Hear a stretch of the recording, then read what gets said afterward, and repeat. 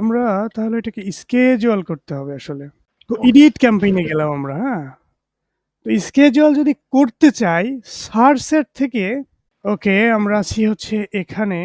আমরা এখন চাচ্ছি এটাকে schedule করতে। add budget rule। তো এই যে schedule এর অপশন আমরা ওই যে add budget rule এ যদি চলে আসি তাহলে আমি এখান থেকে টাইম সিলেক্ট করে দিতে পারবো যে আমার আসলে স্টার্ট হবে আমি কি ডেইলি হবে নাকি উইকলি হবে এটা কিন্তু অপশন আছে। তো আমরা দিচ্ছি হচ্ছে ডেইলি, আওয়ার্স অফ ডে। তো আমরা দিয়ে দিচ্ছি যে একটা স্টার্টিং টাইম থাকবে, একটা এন্ড টাইম থাকবে। তাহলে আমরা দিচ্ছি কি দুপুর 12টা।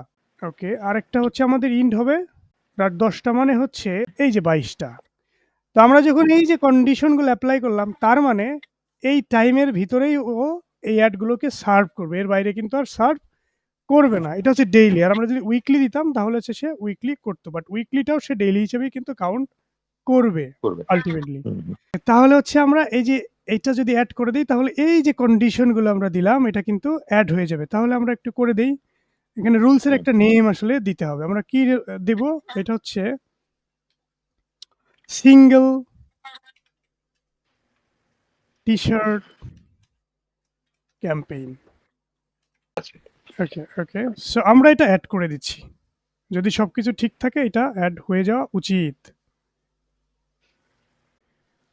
ওকে, আসলে আমাদের ক্যাম্পেইনটা কিন্তু এই যে দেখুন অ্যাক্টিভ হয়ে গিয়েছে। স্ট্যাটাস হচ্ছে অ্যাক্টিভ।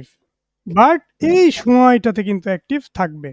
আর ইনক্রিজ এই হুম, যে এখানে কিন্তু একটা নতুন জিনিস এড হয়েছে ওইখানে নিচে ছিল। সেটা হচ্ছে হুম, আমরা যে বাজেট দিয়েছি সেটা থেকে কিন্তু সে বাজেট ইনক্রিজ করবে 5.5 অর্থাৎ আমরা হুম। ৫০ পাউন্ড দিয়েছিলাম। এরপরেও সে আরো $৫ সামথিং হচ্ছে সে ইনক্রিজ এক্সট্রা করবে।